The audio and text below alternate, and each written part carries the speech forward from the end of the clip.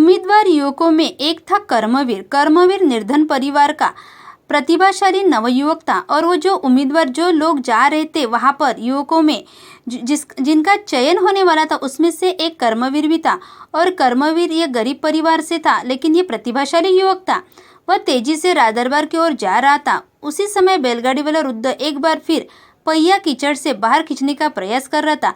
और ये जो कर्मवीर है वो भी तेजी से जल्दी जल्दी राजदरबार की ओर जा रहा था। और उसी समय उसने देखा कि एक बैलगाड़ी वाला जो बूढ़ा आदमी है वो कीचड़ से पहिए को बाहर खींचने की कोशिश कर रहा है।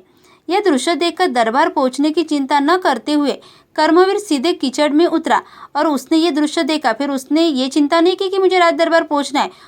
वो सीधा कीचड़ में उतरा और जोर लगाकर उसने बैलगाड़ी का पहिया कीचड़ से बाहर निकाला और उसने जोर लगाया और उसने कीचड़ से बैलगाड़ी का पहिया बाहर निकाला। वृद्ध ने उससे ढेरों आशीर्वाद दिए, फिर इनाम में कुछ रुपए देने चाहे, पर कर्मवीर ने विनम्रता से मना कर दिया। ये जो वृद्ध था, ये जो बूढ़ा आदमी था, उसने उसको बहुत सारे आशीर्वाद दे दिए और कुछ रुपए भी देने चाहे, लेकिन ये जो कर्मवीर था उसने मना कर दिया।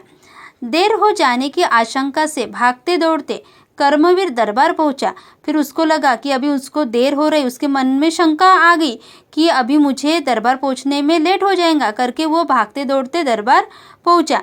वह हाँफ रहा था, उसके कपड़े कीचड़ से सने थे। और वो कैसे हाँफ रहा था, उसके कपड़े कैसे कीचड़ से सने थे, मतलब कीचड़ से लदे हुए थे, भर गए थे। सारे उम्मीदवार उसे देखकर हंसने लगे और सभी जो उम्मीदवार थे वो उसको देखकर हंसने लगे। तभी बैलगाड़ी वाला वृद्ध भी वहां पहुंचा और उसी समय बैलगाड़ी वाला जो बूढ़ा आदमी था वो भी वहां पहुंच गया। वह वृद्ध कहीं और नहीं बल्कि स्वयं मंत्री जगतराम थे। और जो वृद्ध वहां पे था, जो बूढ़ा आदमी वहां पर था, वो कोई और था क्या? नहीं, वो मंत्री जगतराम थे। उन्होंने सारी घटना राजा को सुनाई। फिर जगतराम ने राजा से कहा, महाराज, कर्मवीर में वे सारे गुण हैं जो राज्य के मंत्री के लिए आवश्यक है। फिर सारी घटनाएं जो है वो जगतराम ने राजा से कहा सुनाई और कहा कि अगर आपको सारे गुण वाला इंसान चाहिए तो वो है हमारा कर्मवीर। उसमें सारे गुण हैं जो राज्य के मंत्री में होने चाहिए। सारी बातें जानकर राजा मंगलसेन बहुत प्रसन्न हुए। सब बातें सुनकर राजा मंगलसेन को बहुत खुशी हुई। उन्होंने कहा, जो सामान्य आदमी की पीड़ा से दुखी होता है, उसे दूर करने का प्रयास करता है, वही राज्य के ऊंचे पद पर बैठने का अधिकारी होता है। फिर राजा मंगलसेन ने क्या कहा कि हाँ, सही है, जो साधारण इंसान की पीड़ा को समझता है, दुख को समझता है, उसके दुख दूर करने का प्रयास करता है, वही राज्य के ऊंचे पद पर बैठने का अधिकारी होता है।